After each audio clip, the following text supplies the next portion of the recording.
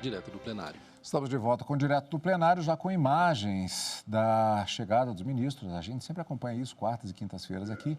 É a expectativa do início da sessão plenária do dia. E hoje, quinta-feira, portanto, já vimos a antecipação dos processos em perspectiva de julgamentos divulgados no site do Supremo Tribunal Federal, stf.jus.br, na tarde desta quinta-feira. E, como sempre, acompanhamos aqui na TV Justiça ao vivo, direto do plenário. Obrigada, podemos nos sentar. Declaro aberta a sexta sessão extraordinária do plenário do Supremo Tribunal Quem abre a sessão é a excelentíssima ministra presidente, ministra Rosa Weber. De 2023, e peço à senhora secretária que proceda à leitura da ata da sessão anterior, não sem antes, por óbvio, saudar com muita alegria os queridos colegas, a digna vice-procuradora-geral da República e todos os presentes. Ata da quinta sessão ordinária do plenário do Supremo Tribunal Federal, realizada em 8 de março de 2023. Presidência da senhora ministra Rosa Weber, presentes à sessão os senhores ministros Gilmar Mendes, Ricardo Lewandowski, Carmen Lúcia, Luiz Fux, Edson Fachin, Alexandre de Moraes, Nunes Marques e André Mendonça. Ausentes, justificadamente, os senhores ministros Dias Toffoli e Roberto Barroso. Vice-procuradora-geral da República, doutora Lindora Maria Araújo. Abriu-se a sessão às 14h40, sendo lida e aprovada a ata da sessão anterior. Consulto os eminentes pares sobre eventual observação ou retificação a ser feita na ata. Nada havendo, declaro-a aprovada. E, de início, concedo a palavra ao eminente ministro Alexandre de Moraes para um breve relato das providências relativas aos atos, que dizem respeito à invasão desta Corte Suprema em 8 de janeiro último. Obrigado, presidente. Cumprimento a Vossa Excelência, a ministra Rosa Weber, cumprimento a ministra Carmen Lúcia. Com a palavra o ministro Alexandre de Moraes. Cumprimento a doutora Lindora, vice-procuradora-geral da República. Presidente, como é de conhecimento de todos, fato notório, nós estivemos, eu acompanhei Vossa Excelência segunda-feira, e eu não diria em visita, mas numa inspeção na Colmeia, no presídio feminino, onde nós tivemos a possibilidade de ter contato não só com aquelas mulheres presas no dia 8 de janeiro, em virtude dos atos antidemocráticos, os atentados ao Estado de Direito, mas também nas outras alas com as presas comuns. E, a partir disso, Vossa Excelência entendeu por bem assim, como é necessário, que nós possamos fazer um breve resumo, ou um breve relatório do que o Supremo Tribunal Federal vem fazendo, porque acabam saindo notícias esparçadas na imprensa e alguns podem ter o sentimento de que os procedimentos estão ou atrasados ou não andando, onde, na verdade, e aqui também um elogio à Procuradoria-Geral da República e à Polícia Federal, as investigações, as denúncias, as diligências realizadas pela Polícia Federal, as denúncias realizadas pela Procuradoria-Geral da República e todo o esforço do meu gabinete para que nós possamos dar o maior e mais célere atendimento em respeito a todas as normas do devido processo legal. No dia, presidente, no dia 8, na verdade, no dia 9 de janeiro, um dia após o acontecido, os atos de vandalismo, os atos de terrorismo, de depredação ao patrimônio público, os atos golpistas do dia 8, no dia 9, a Polícia Federal efetuou a prisão em flagrante daqueles que participaram e estavam nos quartéis. Foram presos de imediato, detidos para serem levados à Polícia Federal, 2.151 pessoas. Dessas 2.151 pessoas, imediatamente, a pedido da própria Polícia Federal, eu autorizei que depois de se pegar os dados da pessoa, fossem liberados os maiores de 70 anos, os idosos entre 60 e 70 que apresentassem comorbidades e mulheres que estavam com os filhos menores de 12 anos nos atos. Lamentavelmente, nós tivemos em torno de 50 mulheres que estavam com filhos pequenos praticando desses atos. Inclusive, a Polícia Federal e a própria Procuradoria investigam também por corrupção de menores em virtude dos atos praticados. Essas 745 pessoas foram imediatamente liberadas depois do flagrante realizado. Restaram 1.406 pessoas presas, 917 homens, 489 mulheres. E, a partir disso, houve a necessidade de montarmos uma verdadeira operação de guerra para cumprir, obviamente, as determinações desse Supremo Tribunal Federal em relação à audiência de custódia. Ficam aqui meus agradecimentos ao Tribunal Regional Federal, ao Tribunal de Justiça do Distrito Federal, novamente à Procuradoria-Geral da República, ao Ministério Público do Distrito Federal, à Defensoria Pública da União, à Defensoria Pública do Distrito Federal e à Ordem dos Advogados do Brasil, porque nós montamos um mutirão em que, em 3 dias, presidente, em 3 dias, nós realizamos 1.406 audiências de custódia. Todos os presos tiveram direito, como determina a legislação, a conversar com seu advogado ou com o defensor público antes da audiência de custódia. A audiência de custódia teve a participação sempre de um advogado ou do defensor público, e do outro lado, um membro do Ministério Público Federal ou do Distrito Federal, e os juízes que realizaram por delegação dessa relatoria foram ou juízes federais ou juízes do Distrito Federal. Realizamos, então, essas 1.406 audiências de custódia. A partir daí... Ministro, pausa, fale e bebe água. E aí nós já estamos falando no dia 13, 14 de janeiro. A partir daí, começaram a ser realizados pedidos de liberdade provisória por parte de vários, principalmente defensores públicos, alguns advogados. Houve problemas, nós constatamos isso, a presidente aqui constatou em loco, que infelizmente alguns advogados que haviam sido contratados pelos presos e presas para realizar a defesa, somente fizeram audiência de custódia e não retornaram, e essas pessoas acabaram se recusando a aceitar a Defensoria Pública, aguardando o advogado, porque já haviam pago o advogado, por duas vezes, em contato com a Defensoria Pública fez mutirões, tanto na Papuda quanto na Colmeia, e essas pessoas ainda relutavam. Quando, segunda-feira, a presidente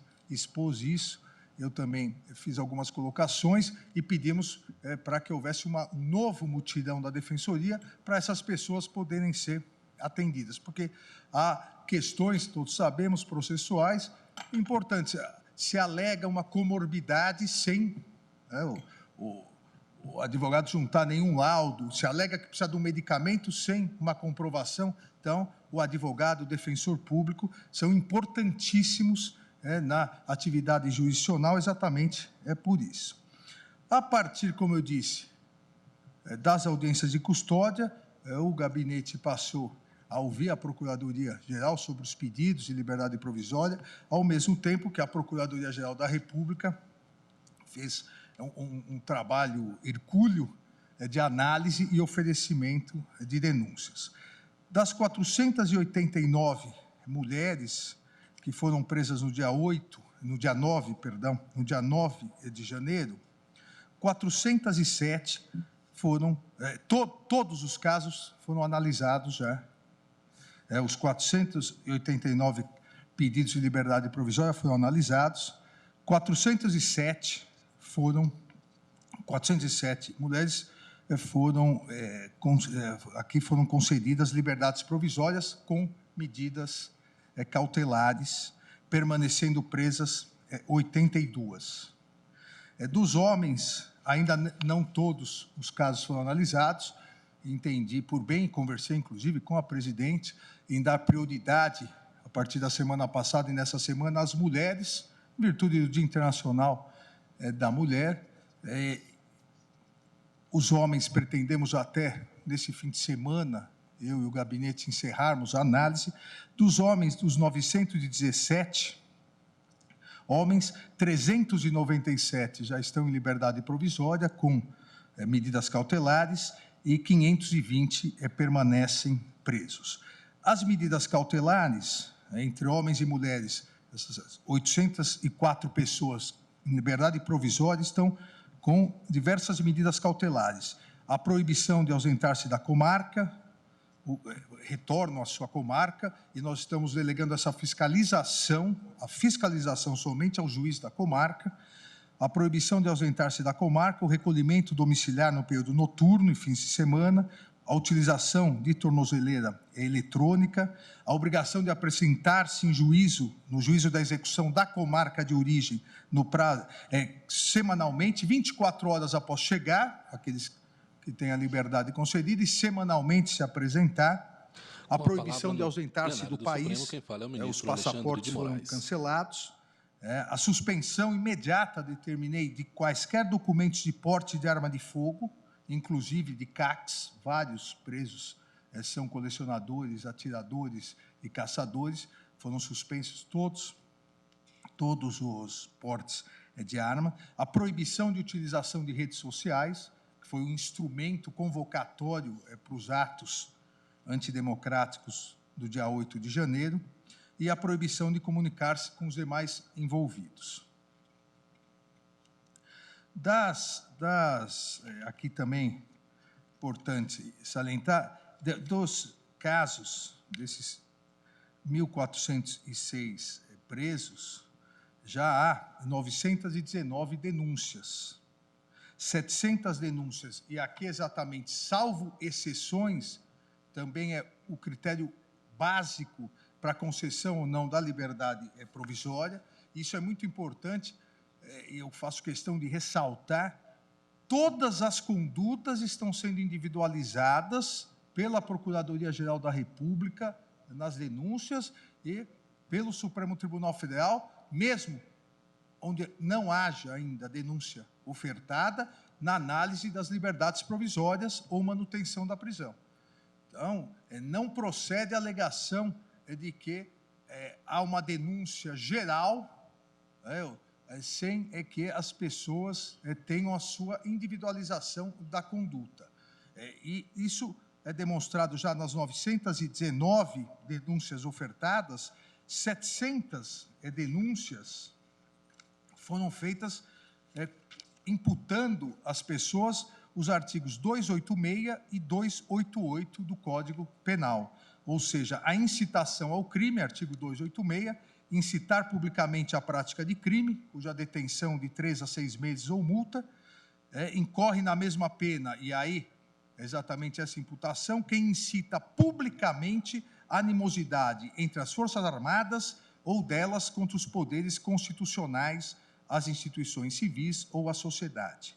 E associação criminosa, associarem-se 3 ou mais pessoas para o fim específico de cometer crimes. Reclusão é de 1 a 3 anos. Então, 700 pessoas foram denunciadas e a imputação feita pelo Ministério Público são esses 2 crimes.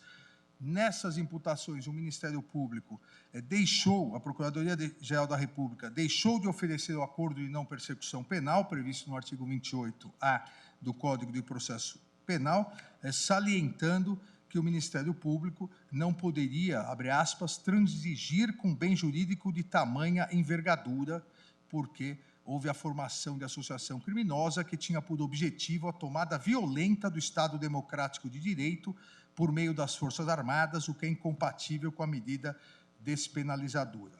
Porém, nessas denúncias em que pese o Ministério Público não ter oferecido o acordo de não persecução penal, nessas o Ministério Público também manifestou-se no sentido da substituição da prisão preventiva por medidas cautelares. E foram concedidas, em quase todas, em 4 somente, não foram concedidas a liberdade provisória, porque nessas 4 também houve por parte, e aqui, da assessoria de combate à desinformação do Tribunal Superior Eleitoral e da Polícia Federal, houve a juntada nos autos de incitação por meio da rede e convocação, ou seja, essas pessoas também, além desses 2 crimes, acabaram incitando todos os demais, permanecendo presos. 219 denúncias já foram imputadas aí crimes mais graves, né? Além desses 2, imputação do dano qualificado, da abolição violenta do Estado Democrático de Direito e de golpe de Estado. Artigo 359-L, artigo 359-M do Código Penal e o artigo 163 também do Código Penal, além dos 2 crimes anteriores. Nesses, a Procuradoria-Geral da República se manifestou contrariamente à concessão da liberdade provisória. Na maioria dos casos, salvo 6 casos, na maioria dos casos, eu indeferi a liberdade provisória pela gravidade, e aqui, em cada caso, a Procuradoria coloca, a partir da investigação realizada, coloca que a pessoa foi presa dentro do Palácio do Planalto, foi presa dentro do Supremo Tribunal Federal, dentro do Congresso Nacional, por isso a imputação desses crimes é mais graves. Agora, em 6 casos, as pessoas, as denunciadas, aqui são 6 casos de mulheres, as denunciadas, elas tinham comorbidade, tinham doenças graves, e uma delas era a única responsável por uma criança menor de 12 anos com necessidades especiais. Então, excepcionalmente, nesses casos, mesmo em virtude da gravidade dos delitos, foi concedida a liberdade provisória. Ainda, presidente, após os atos e após as prisões, foram instaurados 7 inquéritos, a pedido tanto da Polícia Federal quanto da Procuradoria-Geral da República. 3 inquéritos específicos, cada um deles em relação a deputados federais, que teriam participado dessa incitação, um inquérito em relação a financiadores e partícipes por auxílio material, aqui seriam os financiadores, outro inquérito dos autores intelectuais e partícipes, e o terceiro inquérito por executores materiais. Então, 3, cada um deles referentes especificamente a um deputado federal, outros 3 separando os níveis de investigação, financiadores, autores intelectuais e executores, e completando o 7º inquérito, o 7º foi em relação ao governador do Distrito Federal, Ibanez Rocha, ao ex-ministro da Justiça, então secretário de Segurança, Anderson Torres, e ao comandante, ex-comandante-geral da Polícia Militar aqui do Distrito Federal. Ainda, presidente, é importante salientar que, após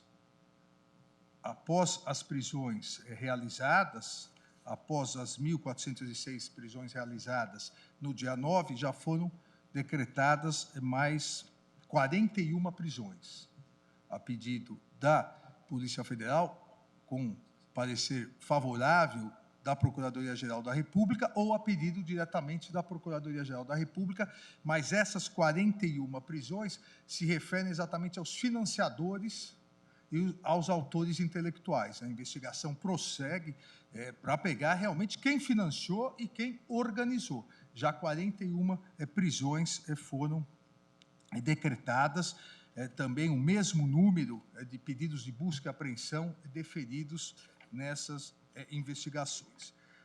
Presidente, acho que é importante também salientar que todos os presos com denúncia ou com liberdade provisória concedida, todos foram devidamente intimados, e quero aqui agradecer à Secretaria Judiciária do Supremo Tribunal Federal, que vem realizando também um um trabalho que eu sei que está sobrecarregando o Supremo Tribunal Federal, mas vem realizando com extrema competência e eficiência esse trabalho. E aqueles que foram denunciados, todos já foram notificados para oferecer a defesa prévia em 15 dias, seguindo o procedimento da Lei 8.038.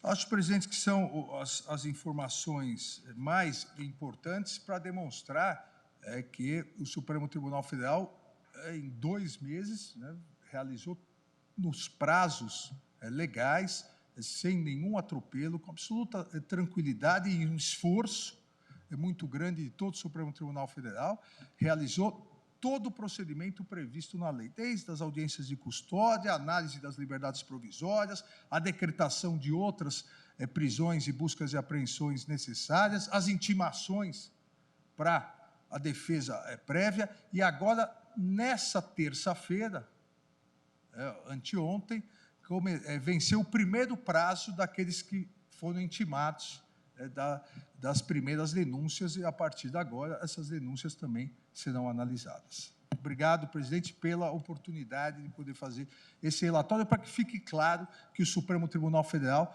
está analisando de forma detalhada, de forma individualizada, para que rapidamente aqueles que praticaram crimes sejam responsabilizados nos termos da lei. Quem praticou um crime mais leve terá sanção mais leve. Quem praticou um crime mais grave terá sanção mais grave. E aquele que não praticou e, eventualmente, o nome constou e não houver provas disso, será imediatamente solto e será absolvido. O Supremo Tribunal Federal vai realizar, e eu disse isso, presidente, nós dissemos isso, na segunda-feira, o Supremo Tribunal Federal irá realizar uma justiça isenta, imparcial, célere, para que isso não se repita mais. Obrigado, presidente. E serena, ministro Alexandre de Moraes, com muita serenidade. No centro da mesa, a excelentíssima ministra Rosa Weber, presidente do STF. Belíssimo trabalho que está sendo desenvolvido, em especial pelo empenho e pela presteza, justamente na realização de todos esses procedimentos que se impõem em atenção ao devido processo legal. E apenas em adendo, nessa mesma linha, aliás, de que foi precursor o ministro Ricardo Lewandowski, a quem distribuídos os primeiros habeas corpus desses detentos e detentas, né? E todos, como todos sabem, a jurisprudência do Supremo Tribunal Federal é firme no sentido de que não cabe HC contra ato do próprio ministro.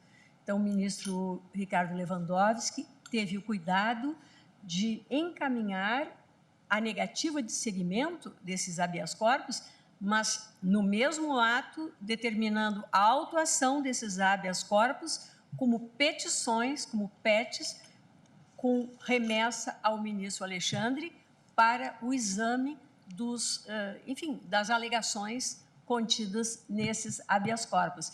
E eu segui essa mesma orientação em inúmeros outros habeas corpus que vieram a mim na condição de presidente, no plantão, né, do mês de janeiro, no plantão judicial, e então o ministro Alexandre teve ocasião de examinar um por um, né, essas PETs, uma por uma, né, e no sentido de, se comprovada a alegação, dar a solução adequada. Então, pois não, ministro? Não, seria nessa linha, parabenizar o trabalho do ministro Alexandre, que eu tive ocasião ainda de acompanhar nessa ida à Colmeia, onde, de fato, pôde Sua Excelência esclarecer as detentas e incentivá-las, como eu também fiz, a que encaminhassem a sua documentação, as suas alegações aos defensores públicos, que fizeram mais um mutirão, né, para dar o devido atendimento. Presidente, também gostaria de fazer um breve registro elogioso da visita de Vossa Excelência e do ministro Alexandre à Colmeia, que já foi amplamente noticiado, e cumprimentar o ministro Alexandre por esse trabalho. Certamente nós sabemos que se trata de um grande desafio, com grande repercussão, inclusive na mídia internacional, o trabalho que o Supremo Tribunal Federal tem realizado e o Judiciário brasileiro como um todo. E é fundamental que se diga que se faz uma investigação e se examinam essas questões, mas pautado sempre pelo devido processo legal, como agora acaba de ser demonstrado nesse relatório trazido pelo ministro Alexandre, a quem, mais uma vez, efusivamente eu cumprimento. Obrigada. Pois não, Me ministro permite, senhora André? presidente, não poderia deixar e me furtar também de fazer alguns registros que considero relevantes. Primeiro, reiterar, não que é demais, que aquilo que foi feito aqui dentro e dentro de outros poderes No fundo da imagem, é injustificável. Por mais discordâncias que possam haver ideológicas, políticas, etc., não se justifica ou não se justificam os atos que nós assistimos e hoje se transformaram, na sua essência, nessas investigações que estão sendo conduzidas pelo ministro Alexandre. Em segundo lugar, registrar, e é importante dar esse testemunho, tanto a atitude de Sua Excelência, senhora presidente, como do ministro Alexandre, em relação à visita que foi feita, o que demonstra uma preocupação, e isso foi reiterado hoje aqui pelo próprio ministro Alexandre, não só de conhecimento da realidade, como também de uma individualização de condutas, né? Alguns, ao final, eventualmente serão condenados, outros de uma forma menos intensa, conforme essa respectiva conduta, e outros, eventualmente, absolvidos. Então, acho que é esse comprometimento, e eu queria fazer esse registro de que várias conversas com o próprio ministro Alexandre, com a senhora presidente, com outros ministros aqui, de procurar fazer, no menor prazo possível, essa separação, individualização e tratamento mais justo possível também dentro daquilo que nós encontrarmos nos autos dessas condutas respectivas. Então, fazendo esse registro, me permita enaltecer também o papel da Defensoria Pública, esse relato que o ministro Alexandre trouxe de pessoas que foram, vamos dizer assim, não tiveram o devido tratamento por parte de alguns advogados, a importância, registrar que o próprio ministro Alexandre e a senhora presidente, na visita feita, orientaram, aconselharam essas pessoas a receberem a Defensoria Pública. O ministro Alexandre até assumiu o compromisso de pedir à própria Defensoria Pública que retornasse ao local para suprir a ausência de defesa de algumas dessas pessoas em função dessa lamentável circunstância específica. Então, é isso, que se faça justiça ao seu final dentro do devido processo legal e com a atuação regular das instituições, é o que todos nós esperamos e é o compromisso rotineiro do próprio Supremo Tribunal Federal. Eu queria fazer esse registro, senhora presidente. Pois não. Então, agora... Presidente, eu. Pois não, ministro. Só duas colocações que eu acabei esquecendo, mas Vossa Excelência pede a palavra ao ministro Alexandre de Moraes. Inclusive, no dia da visita, pedido para eu ressaltar uma em relação às visitas. É importante salientar que todos os presos e presas, todos estão como determina a Lei de Execuções Penais, direito de visita regular nos termos da portaria da Vara de Execuções Penais aqui do Distrito Federal. A alteração realizada, inclusive, a própria Vara de Execuções Penais solicitou ao gabinete corretamente, nas hipóteses onde haja necessidade de autorização judicial pela própria portaria, a autorização judicial deve ser pedida ao Supremo Tribunal Federal. E um segundo ponto muito importante que foi esclarecido a todas as presas, vários parlamentares, Vossa Excelência também os recebeu, vários parlamentares haviam solicitado o chamado recambiamento das presas e presos, ou seja, pedindo para que eles fossem antes, mesmo antes da análise das liberdades provisórias ou do recebimento da denúncia, para que cada um fosse ao seu estado. Isso, eu fiz essa indagação a todas as presas e houve uma resposta unânime, não houve uma divergência, todos querem continuar aqui. E se me permite, ministro Alexandre, em coro e em voz alta, enfatizando com a mão. Exatamente. Não queremos ministro presidente. Exatamente. Todos pediram para ficar aqui. E eu aproveito para dizer o que já disse aos excelentíssimos senadores que me honraram com a visita. Alexandre de Moraes, ministro do STF. Talvez esse seja, talvez não, com certeza, seja um momento muito importante para que o Congresso Nacional analise um dos grandes problemas no Brasil, que é o sistema penitenciário. Uma vez que houve esse problema e sabemos nós, é importante colocar as coisas como elas são. Sabemos nós que a maioria desses presos, a maioria é de classe média, exatamente por isso houve uma repercussão maior. É importante se verificar que a maioria dos 700 mil presos brasileiros não é de classe média, a maioria dos 700 mil presos brasileiros é de uma classe economicamente menos favorecida, são, em sua grande maioria, presos pobres e pretos, com quase 90% de homens e só 10% de mulheres, mas é importante que, nesse momento, agora, que há todo esse olhar para essas prisões, que nós possamos avançar num tratamento mais digno a todo o sistema penitenciário. Aqueles que realizaram atos e precisam ficar presos, que a legislação determina isso, eles não perdem a sua dignidade por causa disso. Eles perdem a sua liberdade, não a sua dignidade. Então, e esse Supremo Tribunal Federal já declarou estado inconstitucional em relação à situação penitenciária e dos presídios no Brasil. Então, é um momento de Poder Judiciário, Congresso Nacional, que está preocupado com isso, e realizando hoje mesmo, essa semana, entre segunda e hoje, autorizei a visita de mais de uma dezena de parlamentares. É importante que possamos avançar para conceder, quando for necessária a prisão, mas com dignidade dentro da penitenciária. Me concede uma parte, ministro Alexandre? Por favor. Porque até vou sugerir a devolução à Sua Excelência em relação a um ponto. Primeiro, endossar essa... Pede a palavra ao excelentíssimo ministro André Mendonça. O ministro está à esquerda da mesa, ao lado do ministro Alexandre de Moraes, na ponta. Eu e Sua Excelência tivemos o privilégio de ser ministros da Justiça e Segurança Pública e Sua Excelência, inclusive, secretário de um estado do mais populoso do nosso país, nessa mesma área.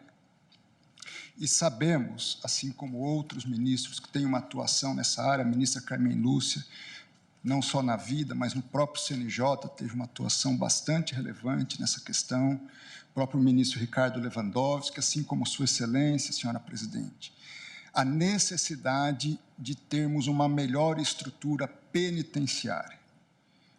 O ministro Alexandre foi muito feliz. Quem é preso, ele perde a liberdade, deve haver uma finalidade de ressocialização e, para isso, o mínimo é garantir-se um adequado tratamento em termos de instalações e de alimentação e saúde para essas pessoas. Então, é um esforço que precisa ser feito pelo Congresso Nacional, é um esforço que precisa ser feito permanentemente pelo governo federal, e o DEPEN desempenha um papel relevantíssimo nesse sentido, o Conselho Penitenciário também, e também os governos estaduais, já que grande parte do sistema penitenciário é gerido pelos governos estaduais. Houve avanços nos últimos anos, é inegável isso, mas também é inegável que estamos muito distantes do mínimo que se espera nessa seara. E, se me permite, ministro Alexandre, Eu acho que vale a pena, e talvez Sua Excelência seja a melhor pessoa a fazer esse registro, do papel que a governadora em exercício tem desempenhado nesse processo de acompanhamento dessa situação, as atuações da governadora. Eu soube que ela esteve com Suas Excelências também nessas visitas, se Sua Excelência poderia fazer algum registro nesse sentido. Presidente, se me permite também que registro o agradecimento a todo o governo do Distrito Federal, o GDF. Nós tivemos com as pessoas da Secretaria de Saúde, que estão realizando um trabalho também importantíssimo com todos os presos e presas, as pessoas da Secretaria de Administração Penitenciária, porque é importante lembrar que esse número de presos chegando no mesmo dia realmente é impactante para qualquer sistema. E, mesmo assim, o sistema do GDF soube organizar. E a própria governadora Celina, que nos acompanhou, também vem realizando todas as medidas necessárias para um tratamento mais digno para todos os presos. Isso é muito importante, porque todos as nossas solicitações, as minhas solicitações, e acho que falo também em nome da presidente aqui, a ministra Rosa, foi que qualquer alteração para um dos presos do dia 9 deve ser feito para todos os presos do sistema. Como eu disse anteriormente, é o momento de visibilidade dos invisíveis, que já estavam presos também. Então, nós temos que aproveitar isso. E fizemos constatações que houve avanços, mas há necessidade, e a governadora ficou de melhorar, por exemplo, da alimentação. A alimentação realmente estava caótica. E a governadora se comprometeu a chamar a empresa e regularizar. Mas há todo um esforço, e aqui fica o registro, agradeço a lembrança do ministro André, fica o registro do esforço do GDF, comandado pela governadora, pela vice-governadora em exercício na governança, a governadora Celina. Foi muito interessante essa colocação de Vossa Excelência, ministro A imagem aberta vista de alguns ministros em plenário. No centro da mesa, em formato da letra U invertida, quem fala é a excelentíssima ministra presidente da Corte, que esteve ministra Rosa Weber. Nos prestou uma série de informações e cuidados e atenção que eles estão tendo, mas, por óbvio, sempre esbarrando nessas dificuldades todas que levaram o Supremo Tribunal Federal a declarar o estado inconstitucional de coisas nos presídios brasileiros, não há a menor dúvida. Presidente, eu gostaria também de fazer um registro, acho extremamente importante. Volta ao plenário, pede a palavra o ministro Gilmar Mendes. Que se discutam... Eu ouço com muito gosto, Vossa Excelência. Que se discutam as questões sobre esse estado de coisa inconstitucional nos presídios, até que se evoluiu um pouco no que diz respeito à superlotação. Eu me lembro das considerações que a ministra Carmen aqui já fez, inclusive sobre o batimento dos números ou as discrepâncias entre os números do CNJ e do DEPEN, por exemplo, né, e que é um problema sério. Sequer nós sabemos esse dado da invisibilidade de que falou o ministro Alexandre, sequer sabemos bem quantos são os presos. E já faz muito tempo que o CNJ se debruça sobre essa questão. O plenário faz balanço das medidas adotadas sobre os envolvidos nos atos antidemocráticos de carcerários e contamos quem fala é o ministro Gilmar Mendes. Apoio tanto do CNMP como também do Poder Executivo. Nos últimos tempos, nós tivemos uma situação de quase apagão nessa área. Esse discurso de que direitos humanos apenas para os humanos direitos, né, que se fazia, então, esse discurso, que, obviamente, precisa ser claramente repudiado.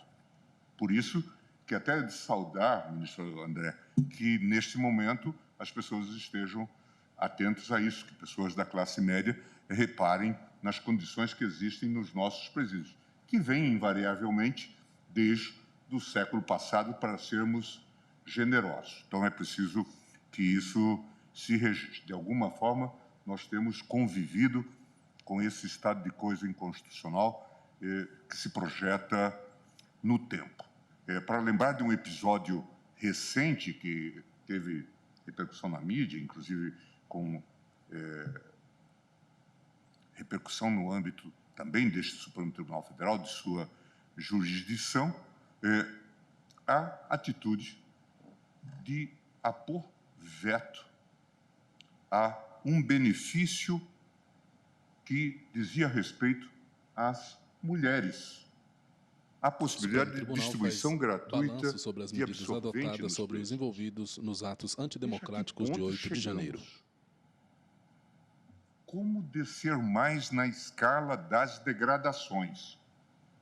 E isso se torna objeto de fala depois no Congresso Nacional. De autoridades. Veja, a que ponto nós chegamos. É preciso que todos nós tenhamos essa noção. Não é possível rebaixar esse país. Nós temos um status no plano internacional. Nós somos considerados um dos maiores países do mundo. O plenário faz balanço nós temos um soft medidas power. As adotadas pessoas gostam sobre de os nós. envolvidos nos atos antidemocráticos Pelo carnaval, de 8 de janeiro. Pelo futebol, pela arte, pela música, pelo nosso modo de ser, mas também pela nossa capacidade de produção, a nossa liderança na área agrícola, a nossa capacidade de inovação tecnológica, a Embraer. E nós nos apresentamos no cenário internacional, permitimos esse desfile de barbárie. É preciso dizer basta a isso e repudiar claramente esse tipo de prática. Nós não somos isso. Nós não somos isso. Nós não somos representantes da barbárie. E por isso, inclusive, presidente, eu tive oportunidade, ainda anteontem, de receber no meu gabinete o ministro Silvio de Almeida, que veio com a missão de conversar sobre essa questão dos presídios. E eu recomendei que ele falasse com Vossa Excelência, que é muito sensível a essa temática, nós já discutimos isso, e que é necessário que, de fato, haja uma interação, porque é um desafio tão grande que ninguém fará sozinho. É preciso que haja essa integração. Nós temos o desafio do mutirão carcerário, nós temos o desafio de minimizar as condições dos presídios, dentro de um pensamento de possibilidade, de um pensamento possibilista, como nós temos feito aqui em vários casos, né? Aplicação do modelo prisional, progressão, alternativas a isso, como já fizemos em vários casos. É preciso que nós nos debrucemos e possamos contribuir, inclusive, para políticas públicas razoáveis nesse sistema. De modo que eu deixo também a Vossa Excelência um apelo para que, a partir da presidência, não só do Supremo, mas também do CNJ, tome as medidas necessárias para que, ainda na sua gestão, tendo em vista, inclusive, a luz que se deita Gilmar Mendes, ministro sobre do STF. Essa temática, que é extremamente positiva, né, a questão ligada ao sistema prisional. Eu me lembro que as pesquisas que nós fizemos no CNJ, no passado, indicavam que a população não toma conhecimento do que ocorre nos presídios. Não toma conhecimento. E, numa pergunta que, à época, a Fundação Anchieta, uma pesquisa que a Fundação Anchieta, lá de São Paulo, fez, eles disseram, tentando resumir para que nós entendêssemos... O plenário faz balanço das medidas adotadas sobre os envolvidos nos atos antidemocráticos de 8 de janeiro. Prefere apagar, não quer saber, porque também toda a população sofre os efeitos da insegurança pública e atribui a essas pessoas. Ele disse, o ideal é que os presos desaparecessem. E usar uma expressão muito forte. É como se a gente pudesse apertar uma descarga. Veja, portanto, como isto é recebido no âmbito da população. O que, obviamente, permite que vertentes populistas usem esse tipo de referência para tornar ainda mais grave a situação dessas pessoas que já estão submetidas a esse quadro de invisibilidade. Obrigado. Obrigada, ministro Gilmar Mendes.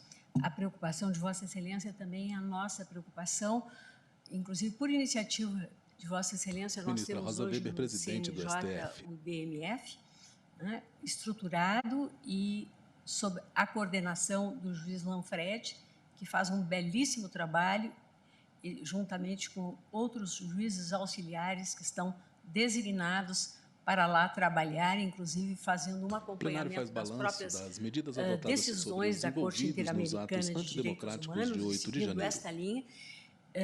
No final da gestão do ministro Fux, a ministra Maria Tereza de Assis Moura, então corregedora, esteve nessa condição visitando o complexo prisional do Curado, em Recife, e foram feitas determinações muito duras, né, que agora, inclusive, cujo cumprimento agora vai ser checado nos próximos dias e vinculado, inclusive, à superpopulação e às condições daquele complexo prisional que, de fato, atentam contra a dignidade da pessoa humana, e os presos são pessoas humanas.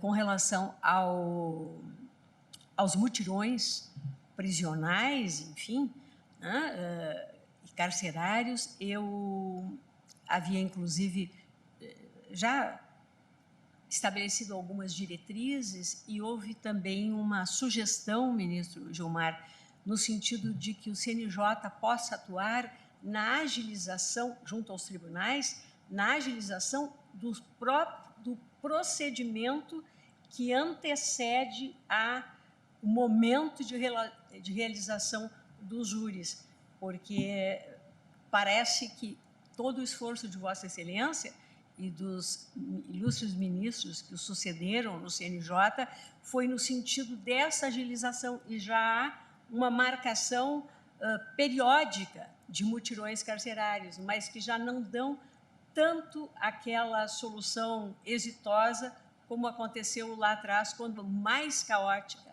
Então, mas eu vou voltar a esse assunto, hoje estivemos conversando, e realmente causa uma enorme preocupação.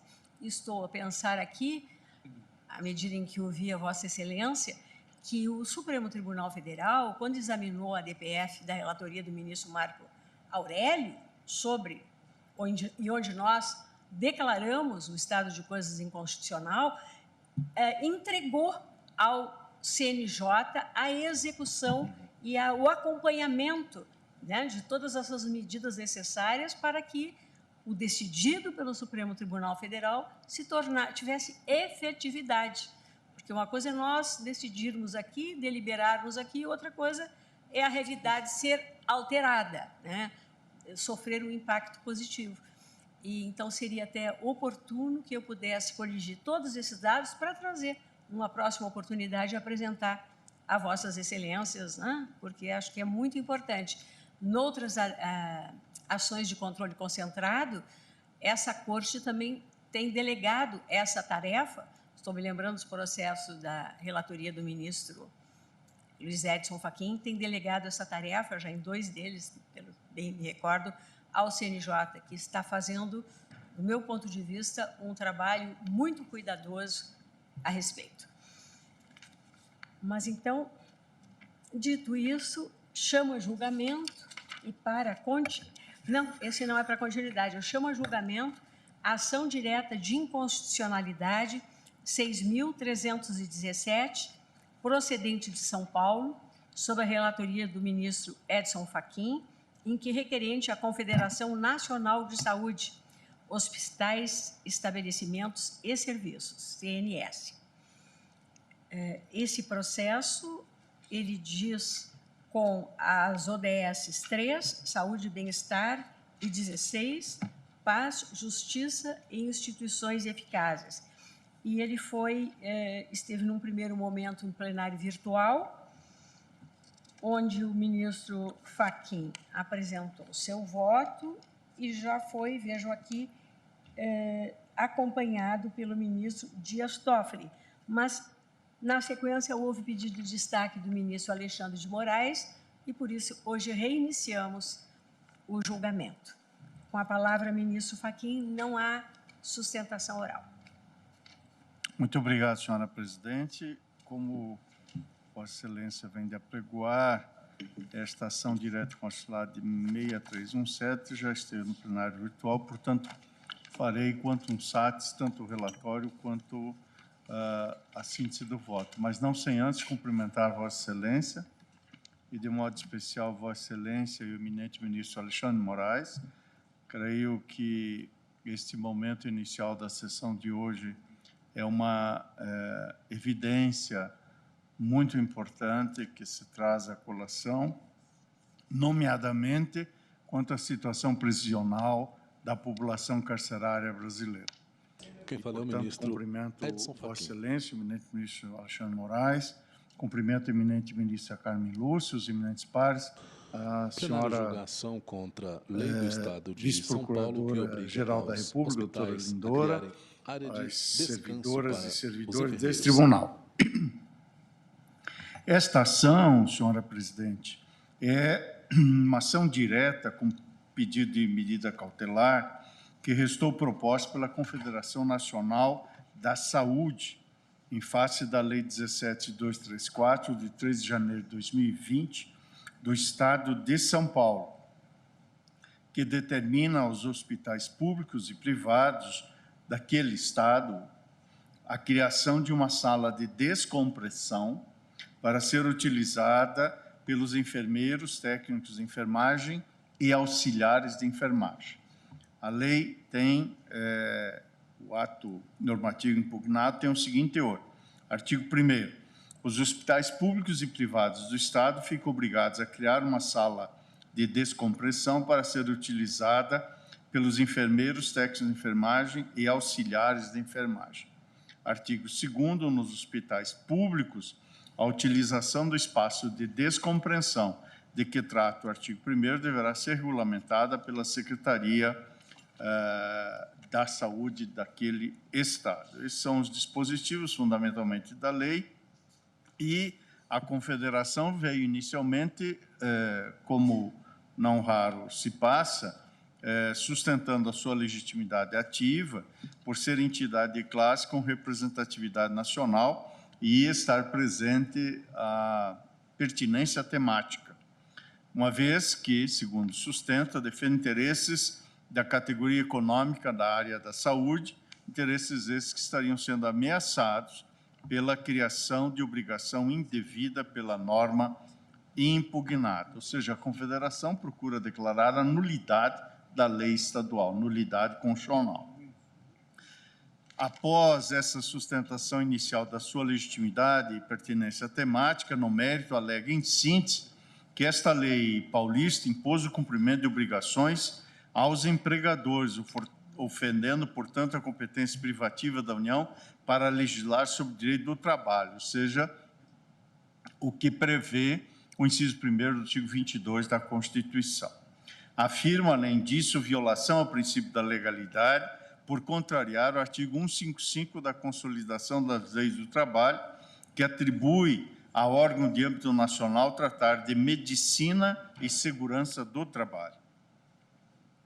Portanto, tão logo distribuída, em despacho de 11 de fevereiro de 2020, foi adotado o rito do artigo 12 da Lei 9868 e, em sede de informações da Assembleia Legislativa do Estado de São Paulo, sustentou, diversamente do alegado na inicial, a constitucionalidade do ato normativo impugnado e defendeu que há conformidade em relação à lei editada sob o abrigo, segundo sustenta a Assembleia Paulista, da competência concorrente de União, Estados e Distrito Federal para legislar sobre proteção e defesa da saúde, portanto, inciso 12º, artigo 24 também da Constituição.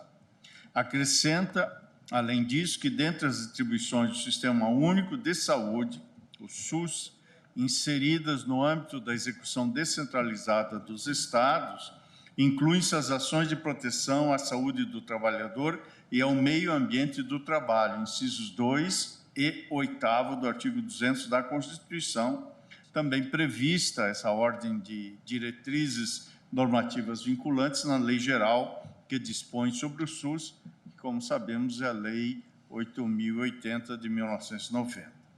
A Advocacia Geral da União veio aos autos sustentando inicialmente o não conhecimento da ação pela ausência de juntada aos autos por parte da autora de cópia do ato normativo contestado e, no mérito, opinou pela procedência do pedido de ação direta. A AGIL sustentou que esse diploma legislativo estadual veicula normas de direito do trabalho cuja matéria é de competência privativa da União. Já a seu turno, a Procuradoria-Geral da República também veio aos autos com seu respectivo pronunciamento, manifestou-se pela intimação da parte autora para juntada aos autos da cópia do ato normativo e, no mérito, também pela procedência do pedido da ação direta. Quanto ao mérito, a Procuradoria assentou que é inconstitucional, por usurpação da competência privativa da União para legislar sobre o direito de trabalho, lei estadual que verse sobre saúde, higiene e segurança dos trabalhadores. Ainda em outubro de 2020, intimei a parte requerente para regularizar o processo, ou seja, juntar a cópia que estava ausente. Intimada, a requerente assim procedeu, e mais tarde foram admitidos na condição de amicus curiae o Conselho Federal de Enfermagem e a Federação Nacional dos Enfermeiros. Esse é o relato, em síntese, senhora presidente, e no voto, se Vossa Excelência me permitir, prossigo, e no voto que trago à colação, tendo em vista a juntada do ato normativo impugnado, tempestivamente, embora devesse constar da inicial, mas a irregularidade sanável foi suprida, portanto, conheço da presente ação direta e examina o mérito. E, no mérito, a primeira questão que emerge é a arguição da inconstitucionalidade formal, ou seja, o tema da repartição de competências, que é, no fundo, o cerne desta questão. A lei estadual paulista tratou de direito de trabalho ou direito de saúde. E, embora possa ter vertido regras que projetem luzes em ambos os campos, a questão está em definir se a natureza da lei é uma natureza inerente às normas trabalhistas ou inerente às normas que protegem a saúde do trabalhador. Se forem normas trabalhistas, a arguição de constitucionalidade terá razão.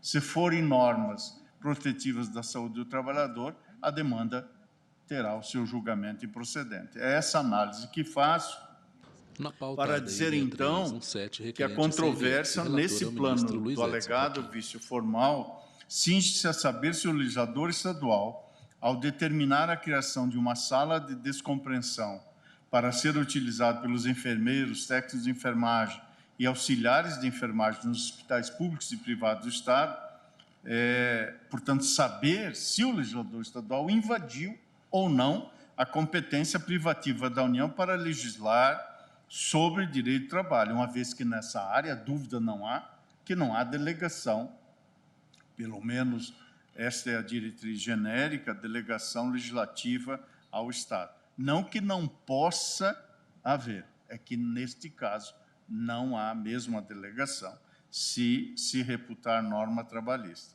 E aqui, introdutoriamente, creio que nas premissas não haverá muita dissonância, faço um pequeno percurso pela distribuição constitucional das competências. E digo muito sucintamente que a repartição de competências é característica fundamental em um Estado federado, para que seja protegida a autonomia de cada um de seus membros e, por conseguinte, a convivência harmônica entre todas as esferas, com o objetivo de evitar a secessão.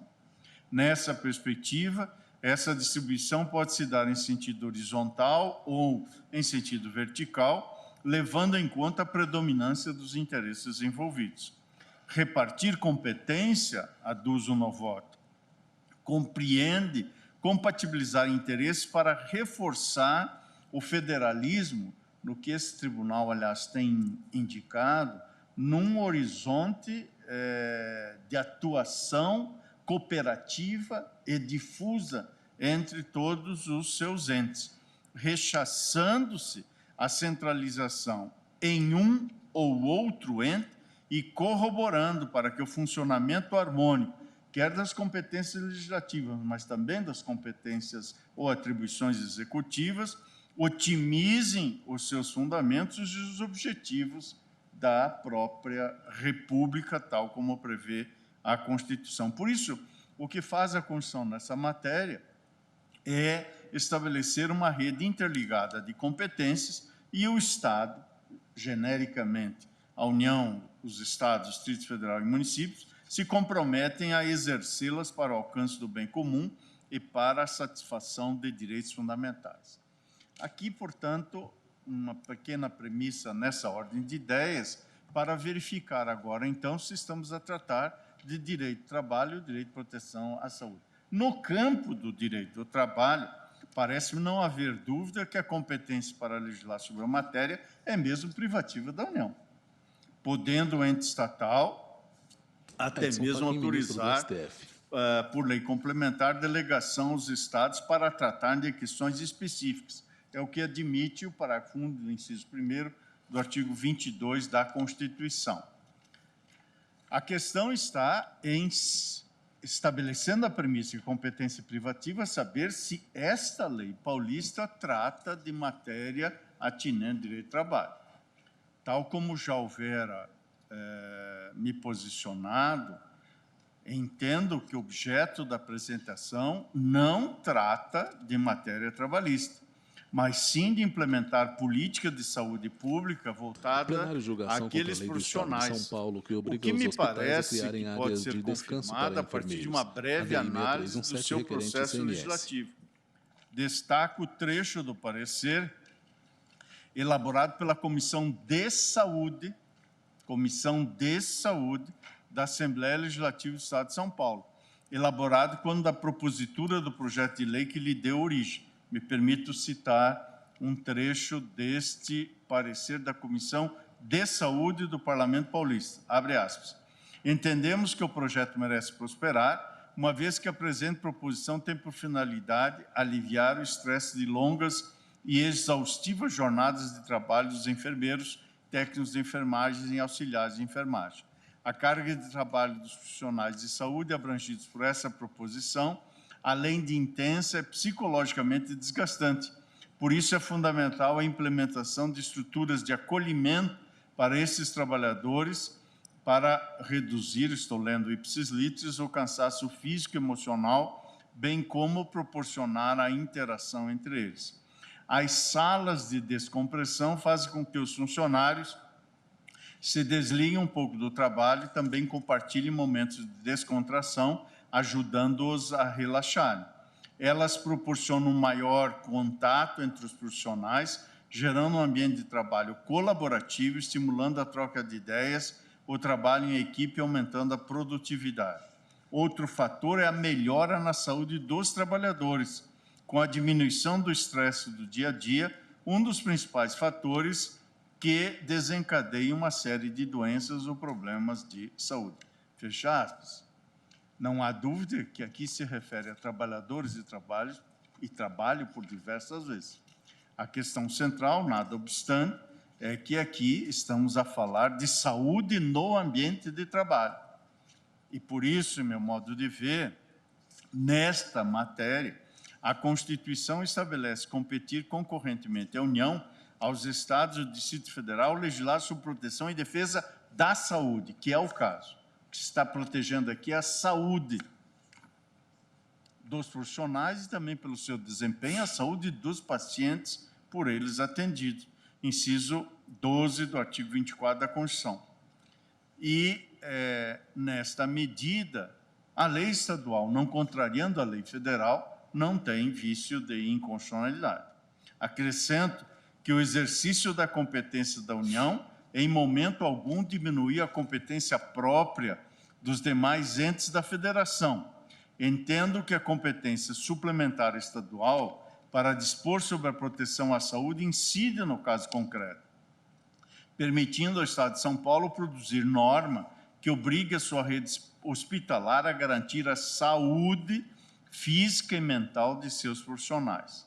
Anoto que, especialmente desde o início da grave crise sanitária e humanitária decorrente da pandemia do vírus corona, cujo impacto foi especialmente sentido pelos valorosos profissionais de saúde, que são, neste caso aqui, favorecidos pela norma impugnada e merecidamente, tenho que esse destino é coerente com a interpretação do federalismo cooperativo, que aporta um sobrevalor à proteção dos direitos fundamentais na dimensão vertical de competência. Me permito aduzir ainda que, não somente quando do voto que proferi na ação direta e consolidada 6341, mas como também nas ADIs 6423, 6493 e 6575, posicionei-me em prol de privilegiar a coparticipação dos Estados na concretização das políticas de saúde pública.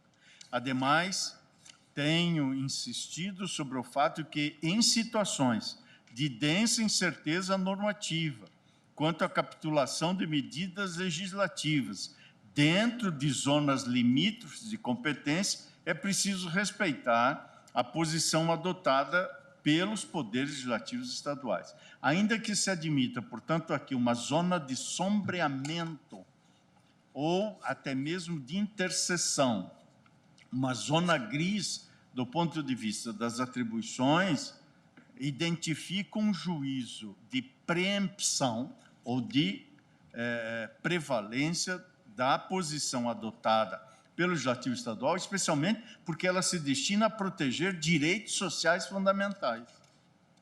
Identifico nos precedentes desse tribunal, especialmente na composição da jurisprudência, que visa dar respostas constitucionalmente adequadas à crise do Covid-19, uma tendência de superar o aspecto meramente formal do princípio da prevalência do interesse e nele reconhecer um conteúdo material. Ou seja, apenas quando a lei federal ou a lei estadual claramente indicar, de forma necessária, adequada e razoável, que os efeitos de sua aplicação excluem o poder de complementação que detêm os entes menores, ou seja, em relação à União, Estado, em relação ao Estado, ao município, vale dizer, a aplicação do que na teoria e na prática do direito anglo-saxão é conhecido como Clear Statement Rule. Portanto, quando a lei oferece esta possibilidade de complementação, parece-me ser possível afastar a presunção de que no âmbito estadual ou regional, determinado tema deva ser disciplinado pelo ente maior.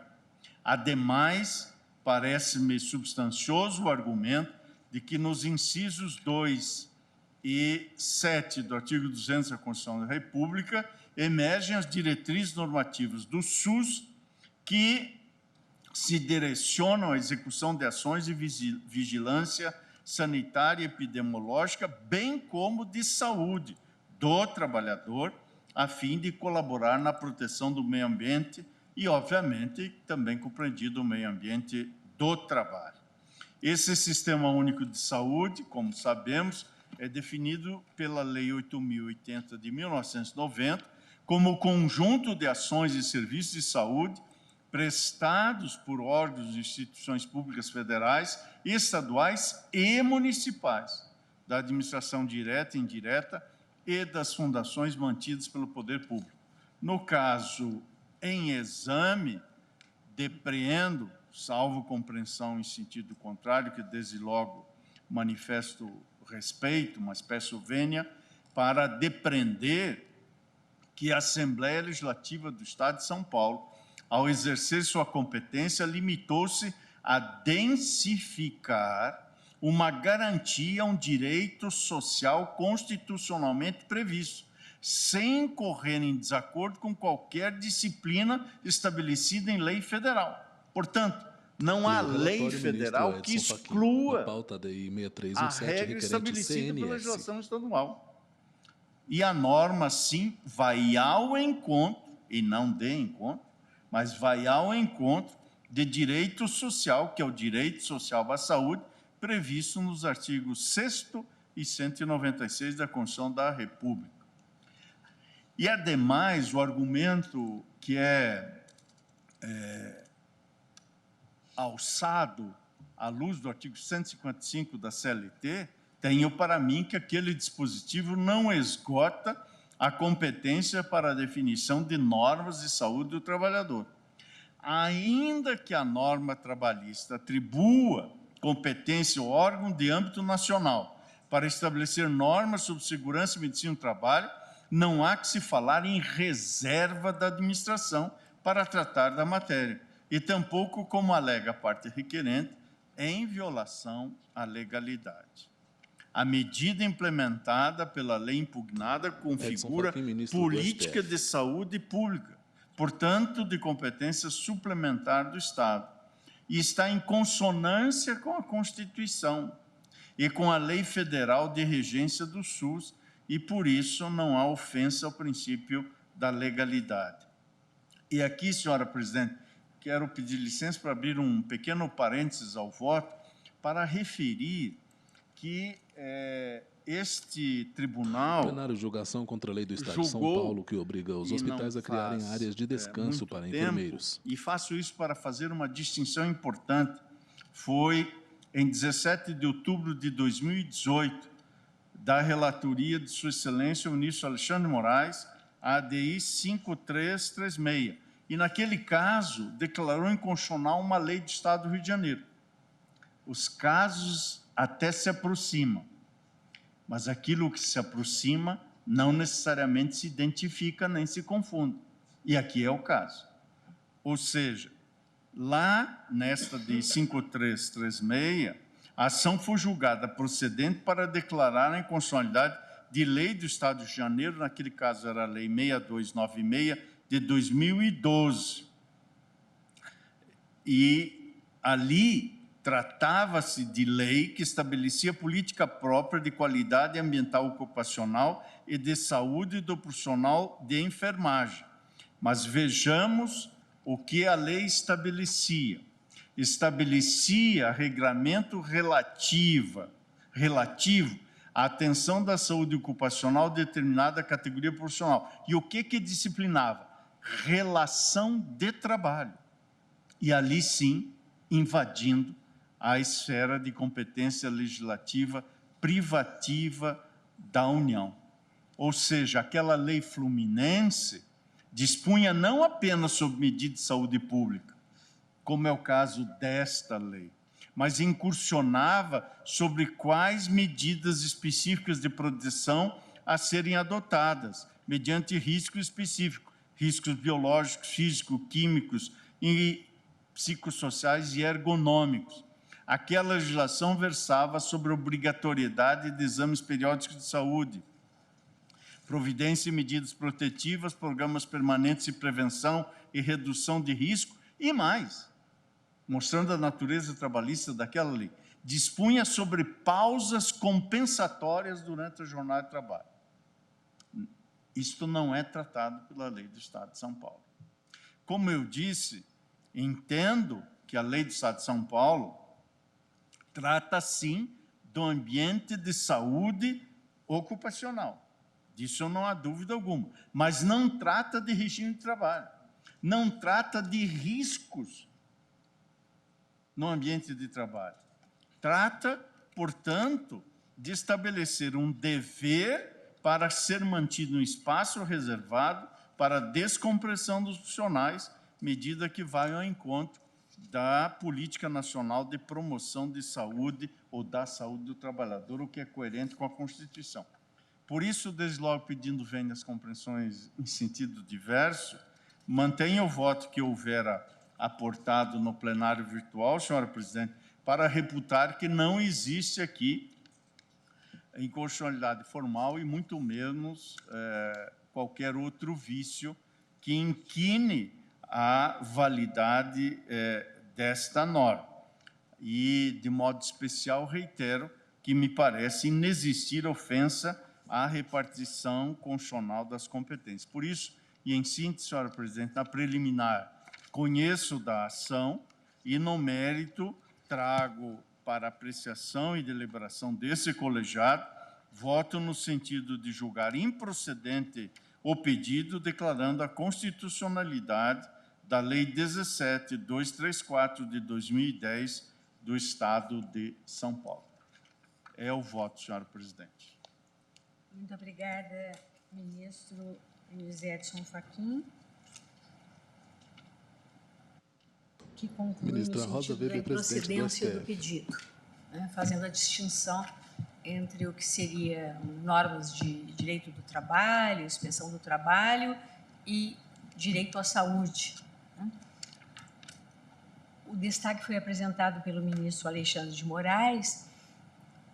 Eu consulto Vossa Excelência, faltam 4 minutos para o nosso intervalo, se Vossa Excelência prefere se manifestar após o intervalo. Então, suspenso, todos nós temos audiências marcadas, né, nesse horário, então eu suspendo a sessão pelo prazo regimental de 30 minutos, ficando por óbvio conversa com a secretária ao lado.